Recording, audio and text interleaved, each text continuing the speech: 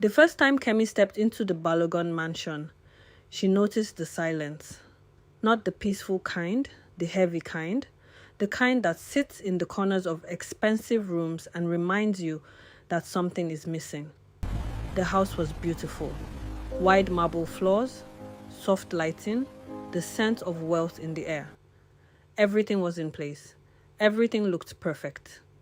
But it didn't feel complete. Mrs. Balogun lay quietly on the bed in the master bedroom, her voice low as she spoke on the phone. "Yes, Mommy, I know," she said, her tone tired. "They've started again. His family won't stop talking about it." Kemi's hands moved slowly across her back, applying oil with gentle precision. She said nothing. She only listened. "I'm trying," Mrs. Balogun continued, her voice breaking slightly. "You think I don't want a child? You think I don't pray every night?" A pause. "I don't even know if it's me or him anymore." Kemi didn't react, but she heard everything. She always did. That was how she worked. Not just with her hands, but with her mind. She came 3 times a week, always calm, always professional, always quiet. And with every visit, she learned more.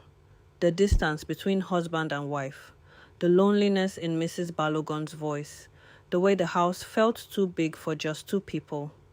And then, she noticed Mama Titi, the house help.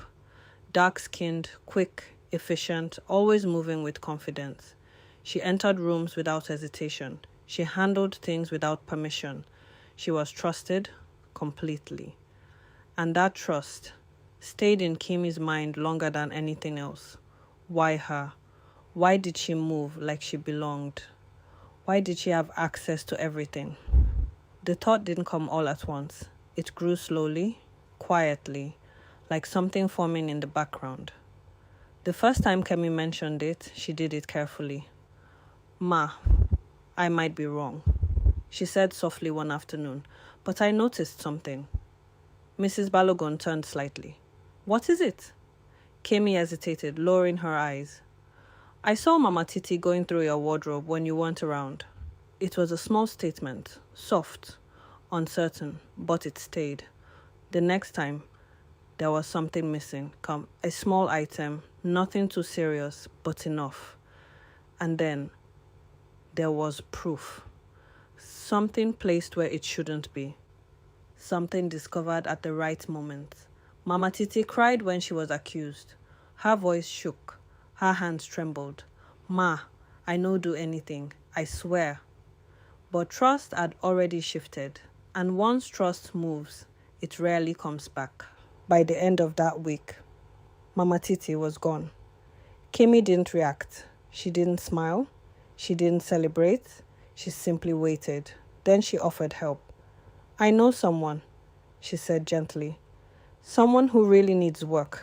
She's quiet, respectful, very hardworking." Mrs. Balogun hesitated, but she was tired, too tired to question.